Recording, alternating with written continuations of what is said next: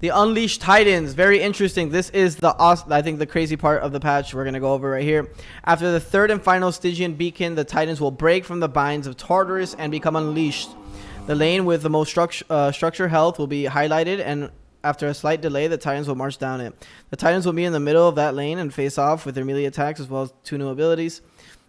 I've always said Titans should have abilities, so 10 years later, we clap it up. Very happy to see that. The deplete of an Unleashed Titan's health bar to repel it. You have to kill it, obviously, to send it back, teleport it back to base, and then continue to push victory with surviving Titan.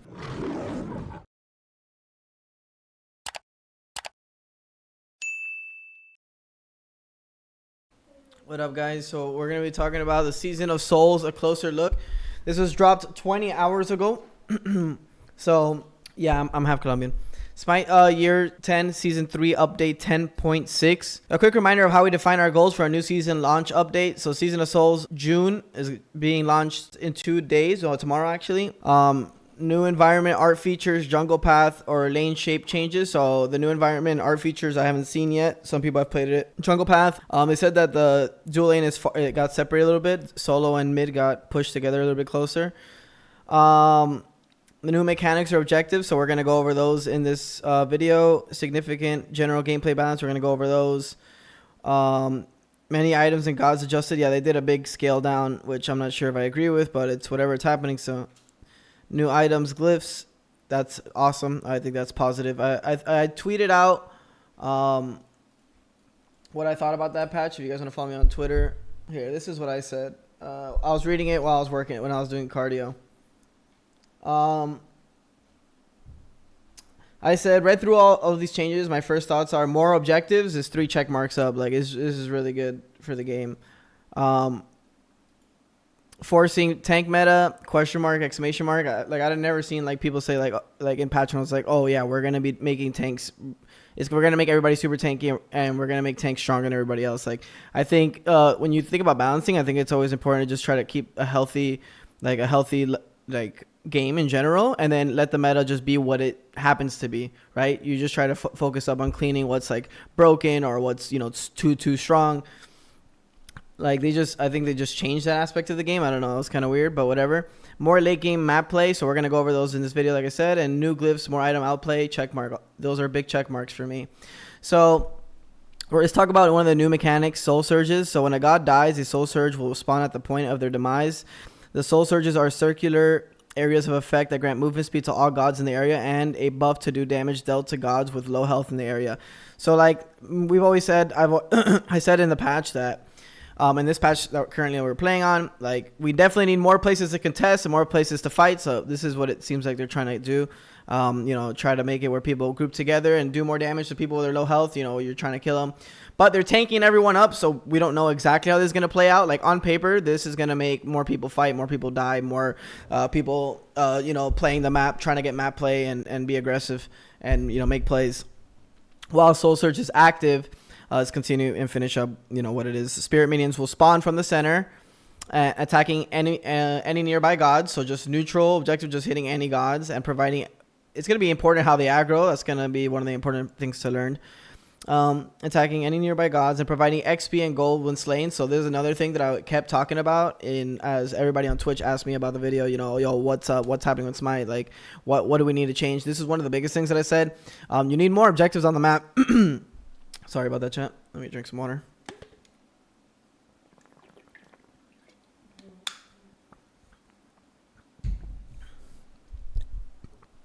So providing XP and gold when slain, that's a big thing. More objectives, more things to play for, more grouping, more things to contest. And this is important, so I enjoy this. I was happy when I read this. Obviously, it could be very different when it plays out, but we'll see. Any additional god deaths anywhere on the map cause the area to expand in size and extend in duration. This is awesome. This is, you know, looking for more map play. It's going to be really interesting how this plays out. I'm just happy there's something to play for. After the time expires, there's a global soul search cooldown for all players. So there is a global CD for it. Makes sense. A way to control it. Gameplay feature, Conquest, showing you a little pictures of the map. Looks pretty cool to me. I've always thought SMITE art looks amazing. This all-new Underlord art set features a variety of deadly new assets, monuments, and a different feel throughout the map. The season of Soul Conquest is all about big objectives. Like I said, more objectives is triple checkmark for me. We wanted to introduce more ways to gain meaningful advantage over the enemy team through clearly visible and contestable encounters. This is awesome. This is very good. Like I said, those were my checkmarks. Very happy about this. The Stygian Beacon. This is a capture point style objective located just outside of the middle lane. Stand in the area in greater numbers than your opponents to capture, just like if you ever played Domination in Call of Duty or Overwatch or any game where you have to capture an objective. The whatever, I don't even know how to pronounce that. Stygian, I think it's like that. The Stygian Beacon will always activate exactly 3 times each match of the Conquest. So, 3 times in the game that you have to be here to contest. Big word, contest. Be there with people, group, fighting, team fight, MOBA, beautiful art. Very happy. The team that successfully captures the beacon will gain a permanent stacking buff that increases their damage dealt to enemies Tower, Phoenix, and Titan, as well as team-wide golden XP. Another objective. Very important. Very happy. I don't know how this is going to play out because I haven't played it, but it makes sense to me on paper. It's just an objective that you want to have. Very similar to League of Legends with their dragons. It's a passive buff that you get, so you want to be on time. You want to be there, grouped. Something to contest, something to fight for. Good. Thumbs up. We happy. The Unleashed Titans, very interesting. This is I think the crazy part of the patch we're going to go over right here. After the 3rd and final Stygian Beacon, the Titans will break from the binds of Tartarus and become unleashed. The lane with the most structure health will be highlighted, and after a slight delay, the Titans will march down it. The Titans will be in the middle of that lane and face off with their melee attacks as well as 2 new abilities. I've always said Titans should have abilities, so 10 years later, we clap it up. Very happy to see that. The deplete of an Unleashed Titan's health bar to repel it. You have to kill it, obviously, to send it back, teleport it back to base, and then continue to push victory with surviving Titan. Insight notes: I asked Hurrywin, which is already played on it, because they're gonna be playing LAN on it. They said that the pace pushing is actually. He said. What did he say on Twitter? That it was comical how fast you can push, something like that. That it was like super funny compared to how hard it was before, especially with everything that was going on with the Phoenixes and whatnot. Phoenixes and the Titan room being so small and so close to the fountain. So coming back to this, continuing to push victories. Right? So you're pushing with your Titan, chat. Your Titan will be coming down the lane helping you. So that must be insane. Something like Siege that you've seen before. Unleashed, the Titans are symmetrical and use a fresh set of HP bars separate from the health while they're bound in the base. You know what would be a cool objective? Another little objective that they could add is something to fight for that increases your Titan's HP once they come out, because that'd be genius. I feel like that'd be amazing for this now that they're making cool mechanics like this. I'm very happy for these mechanics. New mechanics in the game, new objectives is really good. Slay a Titan in the base before or after this encounter to end the match and win the game. So something to help you push is probably going to help game time by a lot. I'm sure that's probably part of their deal.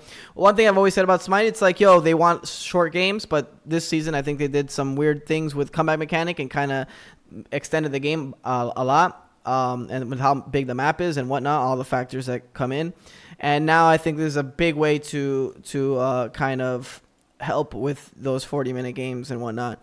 So there's going to be a faster pace, more things to fight for. You're going to feel that early game. It's going to be exciting. It's going to be a lot of SMITE fighting, which is what SMITE is all about. So I'm excited to give it a chance. Like I said, I tweeted at Hurrywin and said, what's the pace like? He said it's much faster. So very interested to see that. Very exciting, I think.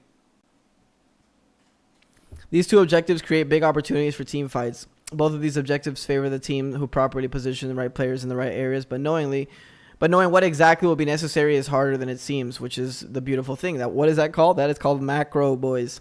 So if a team overcommits to the beacon, they might leave themselves open to losing a Gold Fury or Fire Giant, which are more valuable. So that is good. So what they're saying right now is this beacon and these new objectives are not worth to what Gold Fury and Fire Giant is. That I'm gonna leave myself to determine that, since I'm gonna be the one screaming on their thing and whatnot. But because sometimes they'll say like Gold Fury isn't worth Pyro, but Pyro is definitely, with Bomb, is nuts. So easily trading Gold Fury, it doesn't even matter. Gold Fury honestly feels bad if you ask me. So they say Gold Fury Fire Giant is more valuable than this. We'll see. Late game, after playing for a while, using these new objectives in this way and splitting your team effectively with key to victory. This is awesome. So, multiple skirmishes and multiple parts of the map is a very exciting aspect to SMITE. 2 people fighting here, 2 people fighting here, another person fighting over there for different objectives is awesome. I think it's exciting. Additionally, Conquest is getting some additional balance and pathing changes to solve some problems that we've seen across the Season of Souls. Big time, pay attention, boys. Shutdown bonuses and Cyclops chests will decrease in value. I'm very happy about this. I think shutdown bonuses was very bad and got buffed way too hard. You don't need that. You don't need such a savage comeback mechanic. Cyclops chests will decrease in value. We talked about Chuck E. Cheese coins. That's what we called it when it first came out. I mean, it's still Chuck E. Cheese coins. It should not be. I think it should be, nerfed very hard, which they're addressing here. Very happy about this. Gold buff, silver buff, and both mid harpies will increase in value. So gold buff, silver buff, and both mid harpies will increase in value. So very happy about this. I've been complaining about mid harpies, giving you 6 gold and like 3 gold when you split. It's craziness. It's really bad. So this is important. More things to contest. So you have to spread out your team accordingly, and it's going to be hard, and that's what makes macro. Fire Giant respawn will be increased to 5 minutes key, and buff duration to 4. So it's still going to be that 1 minute differential where you have to regroup and go to fire. Only difference is it lasts longer and takes longer to spawn. So this is an interesting. So what's the effect of this? So what happens? What's the Fire Giant respawn? Okay, so you're gonna have it 4 minutes. So you can take your time with fire now instead of having to rush. And now EFG times become a little bit different the way you play them. Really interesting. This is a big change that it's going to actually affect a lot of comp teams, if you ask me. I think on a casual level, you really won't even think about it that much. But on a comp level, it will change a lot. Phoenixes will be easier to kill. That's very interesting. I wonder what they do to Phoenixes. I'm assuming they're saying this because of the Unleashed Titans, but we'll see if they do anything to the actual Phoenix itself.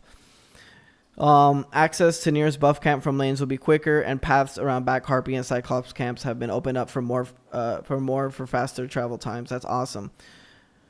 They'll be opened up more for faster travel time. So that's really good. So less rocks to walk around, so you can rotate faster to these new objectives that are going to be highly contested, supposedly according to Hires. So what they're saying right now. So very exciting. Let's see. Mid lane is significantly wider and shifted more towards solo lane, as I said earlier, and as the beacon spawns on the dual side. So the beacon is important. It spawns on the dual side, so solo and mid take a little bit more time to get to that side. But seems that it says that with the new paths, you should still get there a little bit faster. So we'll see how the map looks.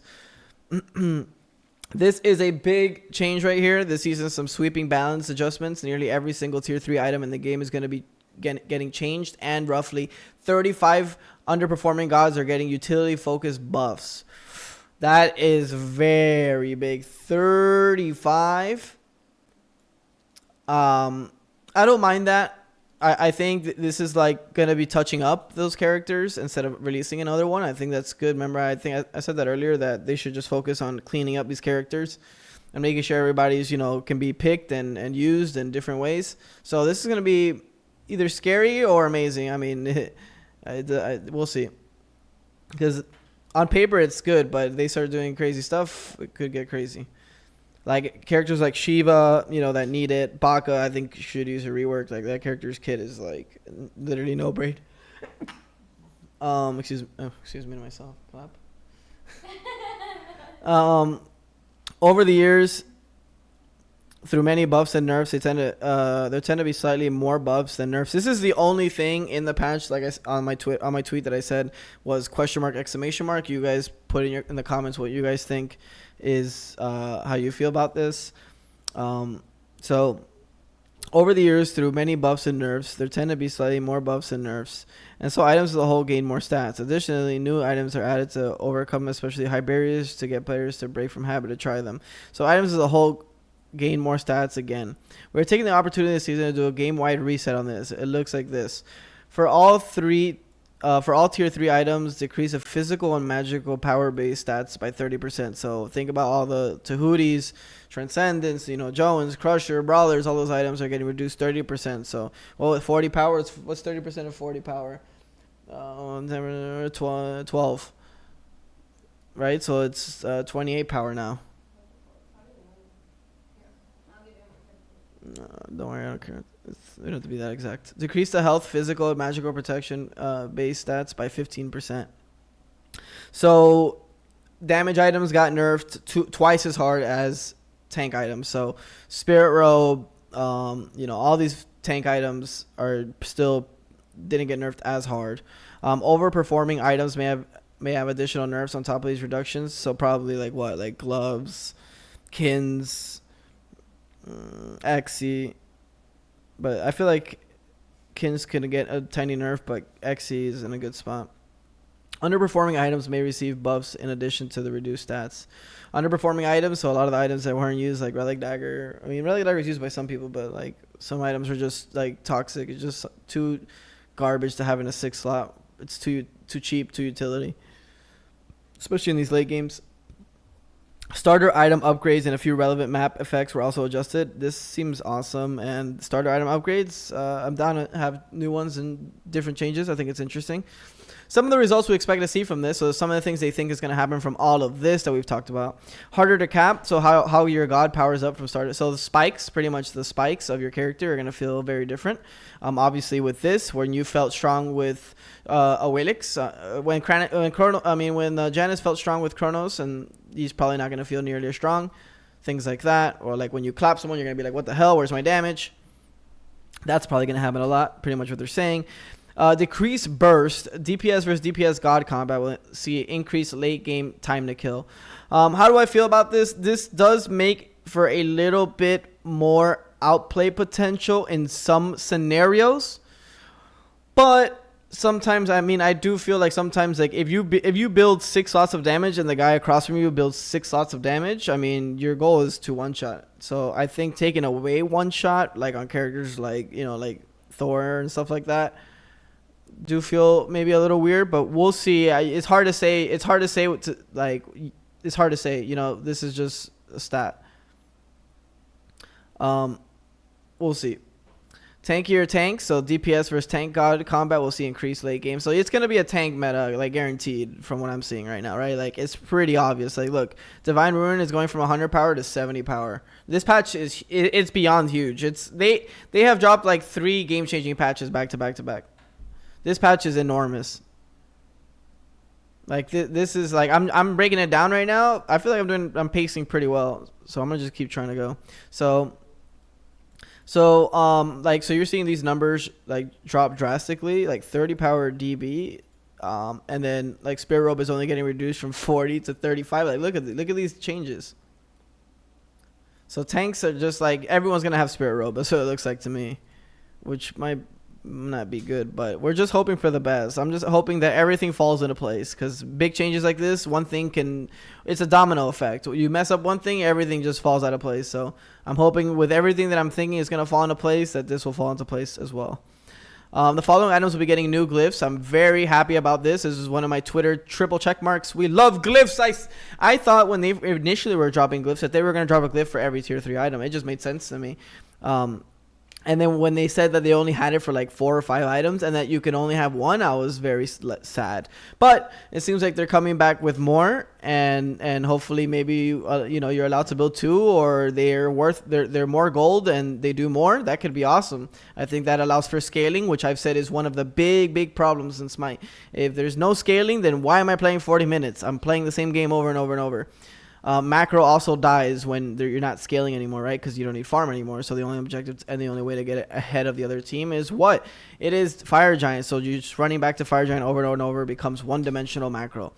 If you don't understand this, now you do. Don't worry. Now you just became a Masters player.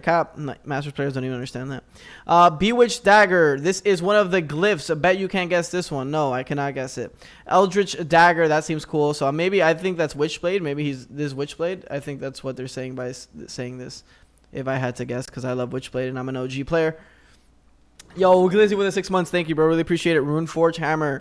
Flameforge Hammer. That sounds fun. And Rune Breaking Hammer. This sounds like a lot of fun. I hope the glyphs are not 600 gold, maybe 1200, maybe 1800, and it's a real scale item, and it's very exciting. Pridwin, one of my favorite items. Glorious Pridwin, Reverent Pridwin. Awesome. We won't spoil much, so tomorrow's the show. We're going to be going probably over that as well, making sure everybody knows what's going on. Just trying to give you guys the quick info. There are some additional balance goals, so more balance goals. Underperforming tank items will counteract 15% stat nerf. So, like, I'm assuming underperforming tank items, like maybe Berserkers or something like that, So some of the items are not being built as much that are tank are not going to get that 15 stat nerf. They're going to kind of stay similar. So we'll see what happens. Underperforming DPS glyphs item buffs. That is awesome. I want to see what they do. Hopefully it's worth like 1,200, 1,800, 2,400, 3,600 gold. And these glyphs do a lot and make it, very interesting, and scaling becomes more of a thing. Mage ADC item buff. So Mage ADC, Freya, Soul, all these characters might see them come back. Support aura item nerfs. So I thought this was really good for the game, because they did need to be nerfed, and the way they nerfed it was the right way, which is hit the auras, not the items. The auras is what's doing a lot, not the items. So keep the this is pretty much what they said. They kept the items pretty strong, and the auras don't do as much. So makes a lot of sense. Movement speed nerfs on various resources. So probably regrowth, right? I'm thinking wing blade, relic dagger, those items. Starter item balance, probably conduit,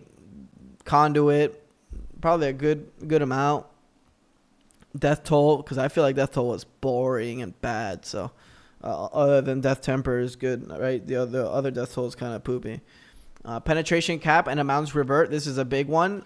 So we talked about the pen. So it seems like they're trying to get a balance of the game right now. They're doing a lot of things. They're like taking from a lot of ways, because bringing back the pen cap helps like the Titan Bane, Serrated Edge users, but all these tank items being as strong and damage numbers being lower still. So we'll see how it balances out. We'll see what happens here. It depends on the numbers and what they hit at, but we'll see. Whenever we introduce a significant amount of tank strength to SMITE, it's important to always have the options to counteract it. For this reason, we've decided to revert the percent penetration changes back to 40, 20, 10. Yes, I think this makes sense. This is smart. I've always talked about high-res and said that they never want to retract on their words or what they did. I think this is a smart one.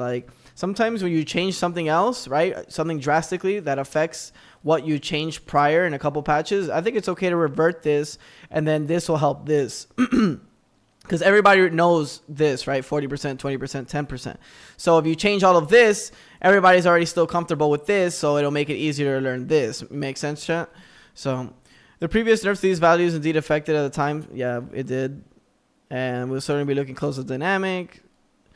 The season is shaping up to be the biggest one yet, arguably larger than 10.1 itself. I mean, yeah, it is a lot happening. So gameplay feature list, this is the way they're going to do it. We'll see what happens tomorrow. Hope you guys enjoyed. If you guys have any questions in the comments, I'll answer, or in chat.